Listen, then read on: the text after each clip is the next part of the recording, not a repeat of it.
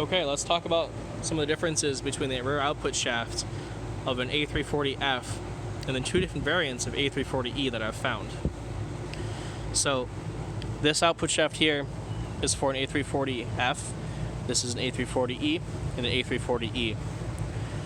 The differences between these two and their housings that go with them is that this output shaft here is designed for a slip yoke, hence the longer housing and the cup that goes around it, versus this shorter one here, which came out of an SC400, uses the three-flange style that has the donut. And then for this style, this is usually in a two-wheel drive, I'd say a utility vehicle. I've seen them in Tundras, a T100, there's currently one in my Tacoma. The reason why I'm changing out my rear output shaft is because my Tacoma currently uses this. So I'm trying to keep the drive shaft the same for now. As you can see, the output shafts are generally the same from here to here, but then coming out of the transmission itself is where the differences start to lie. This middle one here is from an a340e out of the SC400, LS400, and probably some other cars as well. A lot of people will use this and convert it to this style, to attach a transfer case to put it in their 4Runners or whatever four-wheel drive application they're going to use it for. I'm currently going to keep two-wheel drive for now, so I'm going to use this longer one here. As you can see, some of the differences between this one and this one is this tone wheel is fixed, while this one can slide off.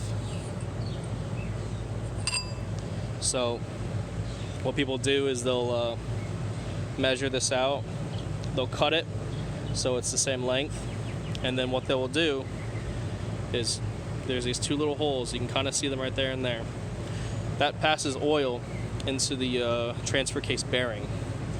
So you will have to cut this and then drill a little hole, and then what people do is usually they cut off part of this and then they'll attach a couple set screws to keep it in place.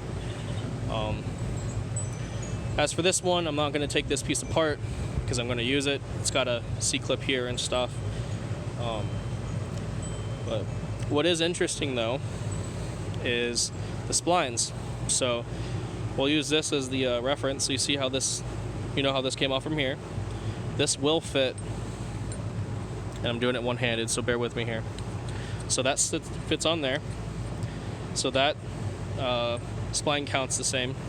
Of course, it fits on this, and then on this longer one, it does also fit. So the spline count seems to be the same and the same size for all three shafts, which is kind of interesting. Makes these transmissions more like Legos than people imagine. As for the oiling in here, in the back of here, there is a tube that does pass oil through here. I'll talk more about that whenever I get to that point in putting this back together, versus this one, which doesn't appear to have any, besides maybe the hole there, doesn't appear to have any oil passages. So kind of quick, but I figured since I had all three shafts here, I might as well explain some of the differences. Since you see little bits of information from different people who've done one-offs, but I happen to have all three shafts with me right now. Of course, this one's going to be going in the vehicle, and I'm going to have these two with me as well. So I may convert this one to this one, and just for giggles and show that process as well. Since I have actually a shaft like this, I can get the proper measurements for that. And I do have the adapter and the transfer case for the a340f. It's just not here with me right now. But yeah, that's the differences between the a340f and the two different styles of a340e. So Now it's time to put the transmission back together.